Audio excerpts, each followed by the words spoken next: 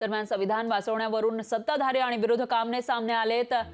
तर संविधान बदलण्याची भाषा काही सत्ताधाऱ्यांकडून होत असल्याची टीका प्रणिती शिंदेंनी केलेली आहे।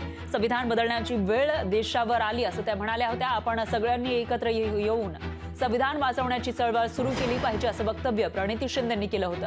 यावर राम सातपुतेंनी प्रणिती शिंदेंना प्रत्युत्तर दिलंय। संविधानाच्या नावानं संसद भवनात नामकरण मोदीजींनी केलं आणि डॉक्टर बाबासाहेबांच्या स्वप्नातला भारत नरेंद्र मोदी घडवणार आहे असं सातपुते म्हणाले।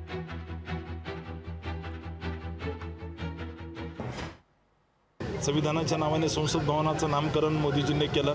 बाबासाहेबांच्या स्मारकासाठी इंदू मिलची जागा दिली आणि बाबासाहेबांच्या स्वप्नातला भारत घडवण्याचं नेहमी मोदीजी म्हणतात। त्यामुळे मला असं निश्चित सांगायचं आहे की काँग्रेसवाल्यांनी काही म्हणो, बाबासाहेबांचे विचार त्या ठिकाणी गरिबांना, दीन दलितांना मुख्य प्रवाहात आणण्यासाठी भारतीय जनता पार्टीचं सरकार, मोदीजी काम करतात। 18 तास त्या ठिकाणी बाबासाहेबांच्या स्वप्नातला भारत घडवण्यासाठी मोदीजी कार्यरत आहे। त्यामुळे मला विश्वास आहे की मोदीजींच्या स्वप्नात मोदीजी जो काही भारत घडवत आहेत ते बाबासाहेबांना अभिप्रेत समाज निर्मिती आणि राष्ट्रनिष्ठित समाज निर्मिती, त्यामुळेच या ठिकाणी बाबासाहेबांच्या स्वप्नातला भारत मोदीजी येत्या काळात घडवतील।